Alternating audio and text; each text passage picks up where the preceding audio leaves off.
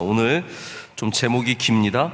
하나님의 뜻을 벗어난 모략은 능력이 없습니다. 하나님의 뜻을 벗어난 모략은 능력이 없습니다. 오늘 저희가 본문을 좀 독특하게 읽었습니다. 16장의 마지막 절과 17장의 이제 첫 네 절을 읽었는데요. 이 5절의 말씀은 아히도벨이 얼마나 뛰어난 능력을 가졌는지를 우리에게 보여주는 굉장히 중요한 말씀입니다. 여러분, 아히도벨이 누구이죠? 제가 몇 번 설명을 드린 적이 있는데 밧세바의 조부입니다.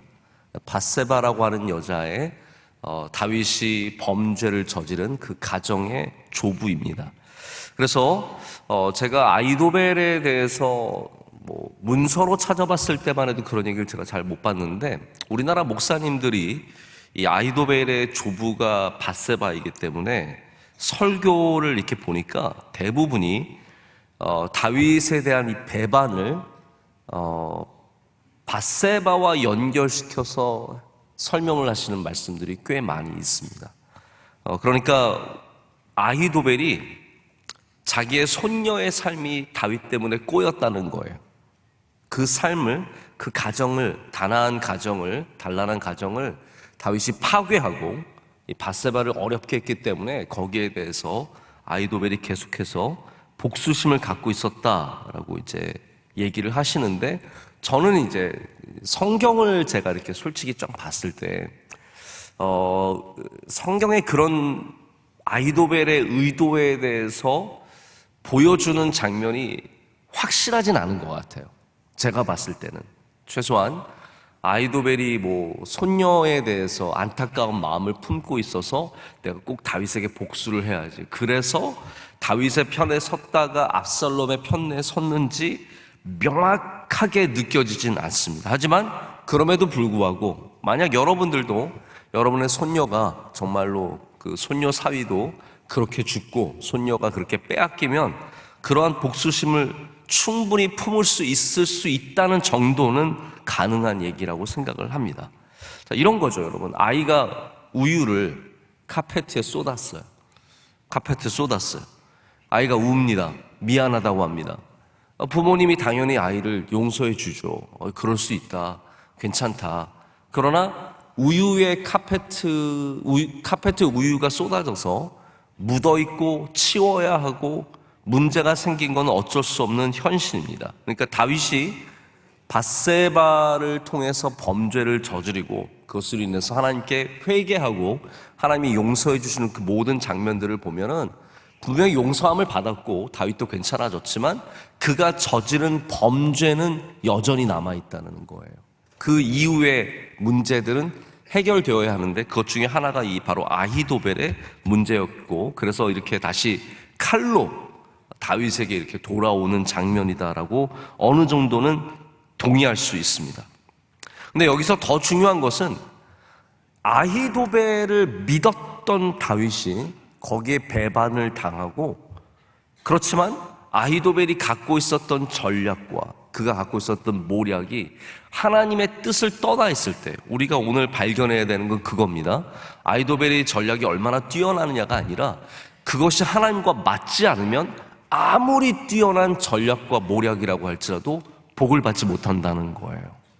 여러분, 이거 결론으로 듣고 말씀을 들으시면 좋을 것 같습니다. 여러분이 지혜를 갖고 있고 전략을 갖고 있고 나름대로 내 인생을 잘 살아갈 수 있는 분명한 어떠한 모략들이 있다고 할지라도 그게 하나님의 뜻과 맞는지 분명히 정렬하셔야 합니다. 할렐루야.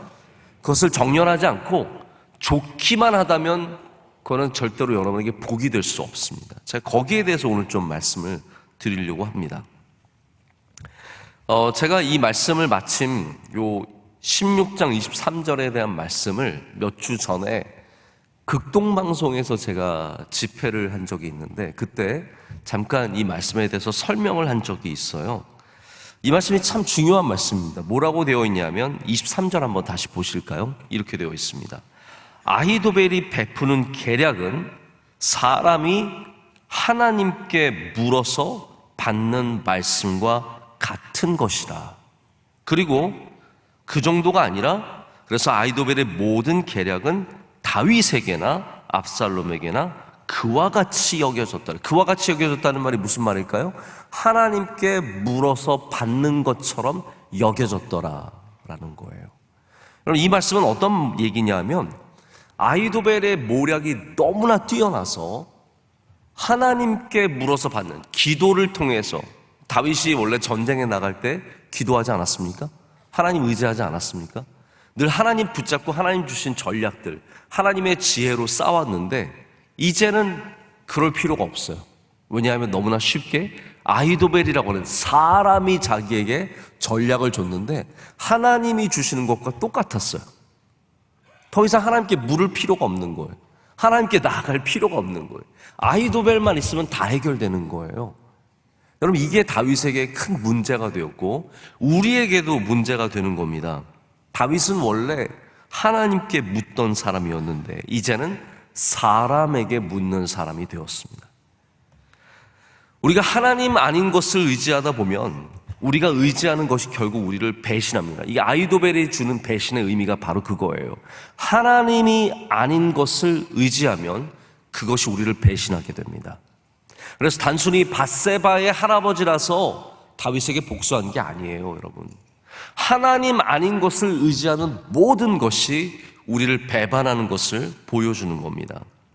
하나님 대신 돈을 의지하면 돈이 어느 순간 우리를 배신합니다. 그토록 나를 먹여 살려주고 나를 잘되게 했던 돈이 나를 배신하고, 하나님 대신 사람 붙잡으면 그 사람이 우리를 배신합니다. 여러분, 문제가 있을 때 어떤 분들이 있냐면요, 도와주는 분들이 계세요. 제가 요거는 설교에 준비한 내용은 아니지만 제 개인적인 경험이기도 하고 여러분에게도 도움이 될 수 있기 때문에 좀 말씀을 드리고자 합니다. 자, 큰 문제가 있어요. 어떤 사람이 도와줍니다. 근데 그 사람이 능력이 있어요. 목사님, 제가 도우면 다 해결됩니다.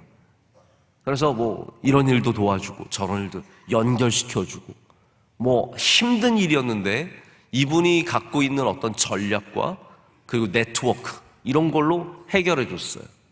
자, 그러면 다음에 문제가 생겼을 때 우리가 그 사람을 찾을까요, 안 찾을까요? 찾게 되는 거예요. 문제가 생겼는데 이분이 또 도와줄 수 있는 것 같은 거예요. 그래서 그분을 또 붙잡는 거예요. 하나님보다 사람을 더 의지하게 됩니다. 자연스럽게 하나님께 기도하고 하나님께 매달리기보다도 이 사람이 우리의 문제를 해결해 줄 것 같은 거예요. 근데 하나님께서 우리에게 준 참 좋은 은혜는 뭐냐면 그 사람이 문제를 해결하지 못하는 것을 일찍 만났어요. 그러다 깨달은 거예요. 아하, 이건 사람이 해결할 수 있는 것이 아니다. 여러분, 주변에 내가 문제를 해결할 수 있고 내가 능력이, 나만 믿으면 돼. 여러분, 절대로 그 사람 믿으면 안 됩니다. 하나님 믿으시길 축복합니다. 내가 모든 것을 해결할 수 있을 것 같은 그러한 방식으로 나를 붙잡는 사람들을 경계해야 합니다. 왜냐하면 결국 그 사람이 우리를 배신하게 되어 있어요. 결국 그 사람이 우리에게 더 큰 문제를 가져다 주게 되어 있습니다. 그래서 이 사람이 나를 평생 이끌어 줄 것 같고 이 사람과 함께하면 나는 영원토록 문제없이 잘 살 것 같다? 결국은 그런 사람들에게 다 배신당하는 것이 인생이고, 바로 아히도벨이 보여주는 말씀의 의미가 바로 그런 의미입니다. 다윗은 덕분에 전쟁에 나갈 때 하나님께 물을 필요가 없었습니다. 한번 상상해 보세요. 한 번은 전쟁에 나가게 됐는데 아히도벨이 준 전략으로 싸웠는데 너무나 손쉽게 이겼어요. 이거 정말 이런 모략이 있다니. 야, 이거 정말 대단하다. 이제는 이거 한번 의지해야겠다. 그래서 그 다음에는 하나님께 기도는 조금 했지만 아히도벨을 더 의지했죠. 그 다음에는 아예 더 기도를 조금 하고 아히도벨을 의지하고, 그 다음에는 아예 하나님께 기도하지 않고 아히도벨의 전략만 가서 싸우게 되는 겁니다. 갈수록 승승장구할수록 하나님과는 자연스럽게 멀어지고 그 순간에 압살롬이 반란을 하게 된 겁니다.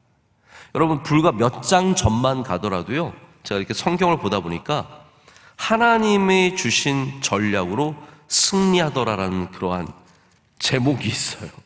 이게 불과 몇 장 전이에요. 그런데 어느 순간 아히도벨의 전략으로만 승리하는 삶이 되었고, 그러다가 결국은 압살롬의 반란까지, 반역까지 맞게 된 겁니다. 그러면 사람들은 굉장히 쉽게 아이돌 같은 존재를 의지하게 됩니다. 어떤 예수님 잘 믿는 권사님이 집사님이라고 해도 되고 장로님이라고 해도 되고 목사님이라고 해도 돼요. 그냥 우리 교인 중에 어떤 교인 중에 한 명이어도 상관없습니다. 이분이 교회 잘 다니다가 누구 소개로 기도 잘한다는 분, 혹시 여러분 주변에 그런 분 없으세요? 기도 용하게 하는 분. 여러분 표현이 웃기지 않아요? 용하다라는 말은 기독교적이지 않아요. 용이잖아, 용하다. 물론 그 말은 아니지만 기도 용하게 한다는 분을 소개해줘요. 아, 내가 기도 용하게 하는 분 알아. 여러분 그게 무슨 말이에요? 저한테 좀 설명 좀 해주세요. 기도 용하게 한다는 말이 무슨 말이에요? 내가 아는 선교사님이 기도 용하게 해.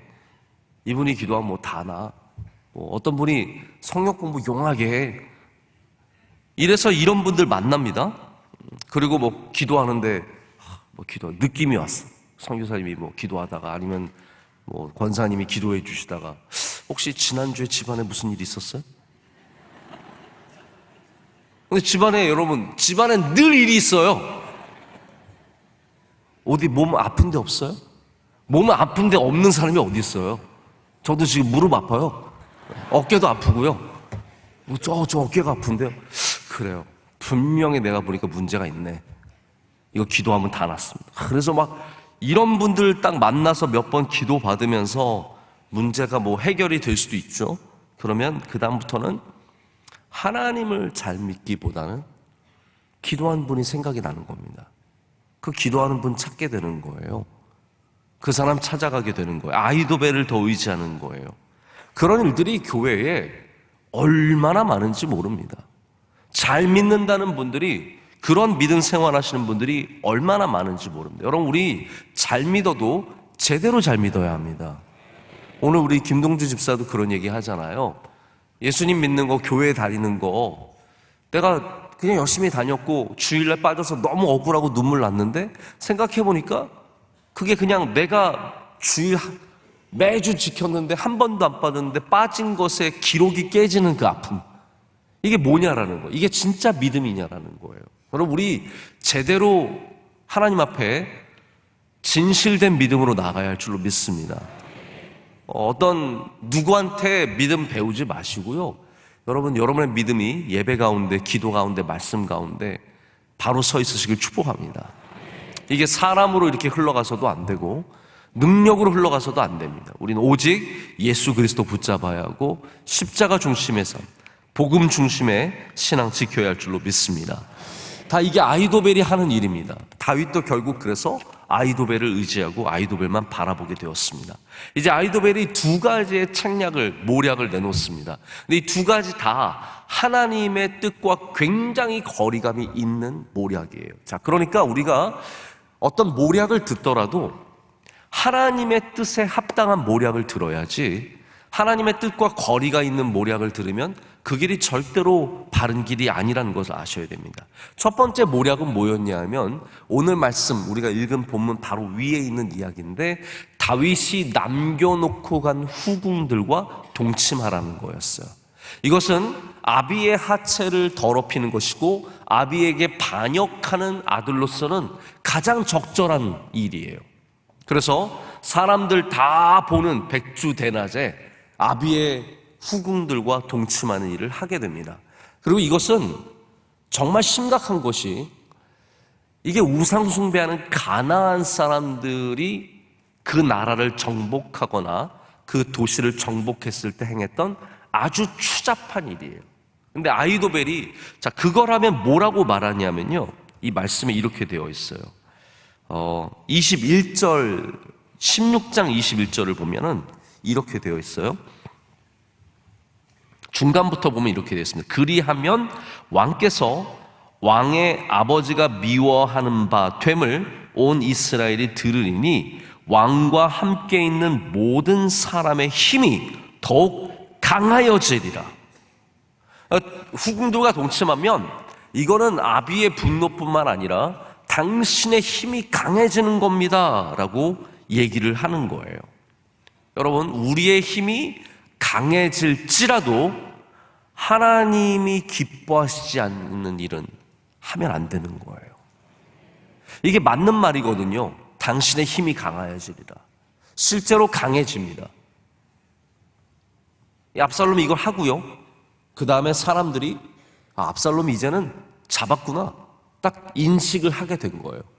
예루살렘을 이 사람이 먹었구나, 이 나라를 이 사람이 먹었구나 인정하게 되고 힘이 여기 쏠립니다. 근데 아무리 그게 맞는 말이라고 할지라도 하나님의 뜻은 아니잖아요. 하나님이 기뻐하시는 일은 아니잖아요. 아히도벨도 전과 같지 않은 겁니다. 자, 하나님이 주시는 말씀과 하나님께 물어서 얻는 것과 똑같다라는 말은 다윗의 경험치에 의하면 아히도벨에게 물었더니 하나님의 방식과 별로 다르지 않았던 거예요.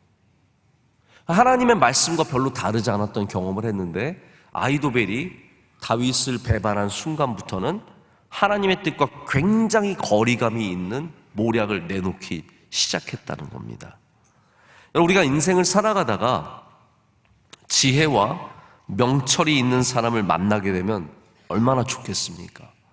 저도 지혜와 명철이 있는 사람을 만나면 참 많이 도움을 얻습니다. 여러분에게도 그러한 은혜가 있으시길 축복합니다. 지혜와 명철이 있는 사람 필요합니다. 조언을 구할 수 있는 사람 있으십니까? 여러분, 밤 2시에, 밤 1시에 여러분이 조언을 구할 수 있는 사람 혹시 있으십니까? 한번 생각해 보세요. 내가 밤 1시에 정말로 답답한 일로 풀리지 않을 때 조언을 구할 수 있는 사람이 있는가? 제가 아는 미국 목사님이 저한테 그렇게 물어보시더라고요. 너 그런 사람 있냐고. 없다 그랬더니 내가 그런 사람이 되어주겠다. 걱정하지 마. 알고 봤더니 시차 때문에 제가 밤 2시에 전화해도 전혀 상관없으시기 때문에 그런 말씀하신 것 같아요. 그래서 저도 정말 어려운 일 있고 힘든 일 있을 때 제가 묻는 목사님들이 몇 분 계세요. 그 중에는 미국 목사님도 한두 분 계시고 우리 한국에 계신 목사님들도 몇 분 계십니다. 저에게 도움이 됩니다. 그런데 이분들의 공통점이 있어요.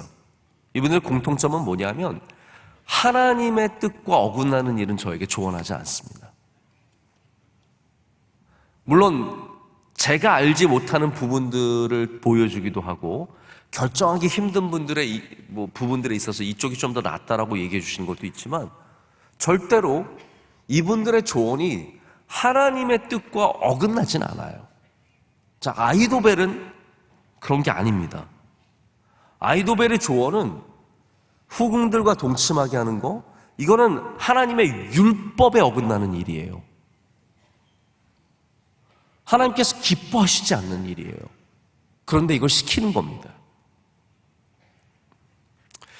우리에게 조언을 주는 사람 가운데 사업에 지혜를 주고 자녀를 키우는데 조언을 주고 얼마나 다 귀한 분들입니까? 그러나 그런 분들이 하나님의 뜻과 어긋나는 조언을 하면 여러분, 아무리 좋더라도 우리는 하나님의 뜻을 따라야 합니다.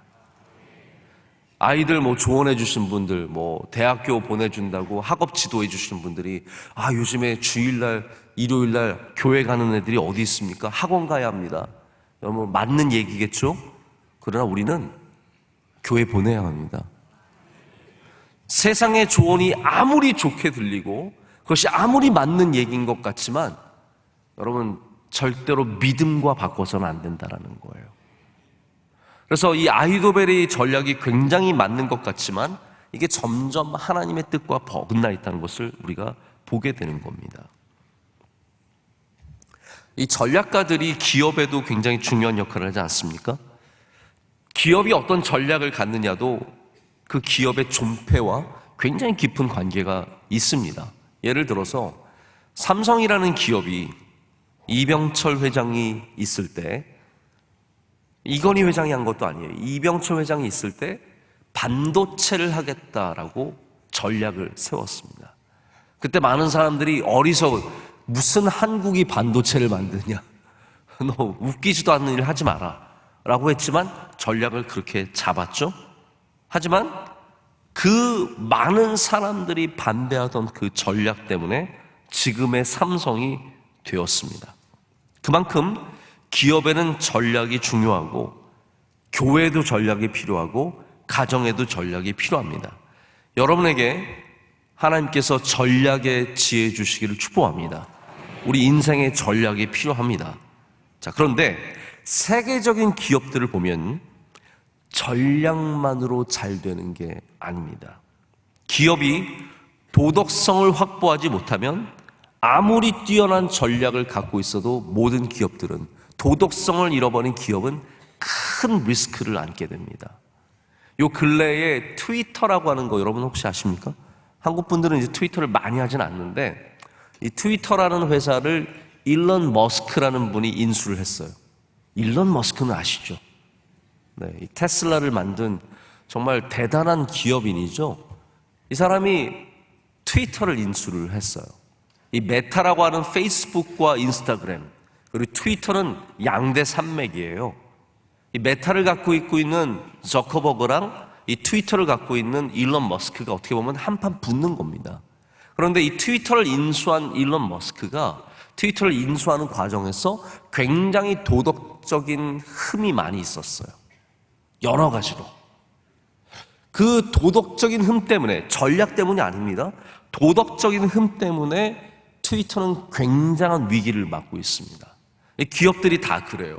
전략만으로 승리하는 것이 아니라 도덕적으로 맞지 않을 때 굉장히 큰 결함을 갖게 되고, 그래서 많은 스타트업 기업들이, 잘 나가던 기업들이 이 기업인들의 도덕적인 흠, 이거 하나 때문에 완전히 무너지는 경우를 많이 보게 됩니다.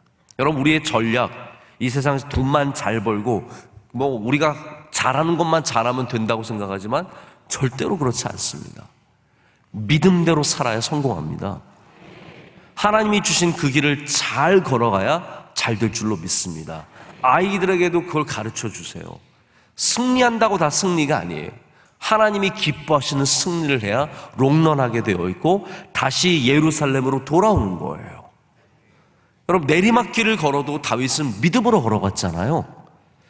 믿음으로 걸어간 내리막길은 돌아올 수 있습니다. 그러나 승진을 해도 잘 돼도 성공해도 하나님이 기뻐하시지 않는 길을 걸으면 다시 내리막길로 내려오게 되어 있어요. 이게 압살롬이 보여주는 길의 모습입니다. 두 번째 아이도벨이 내놓는 전략이 무엇이었습니까? 12,000명을 보내서 도망가는 다윗을 잡게 하자였어요.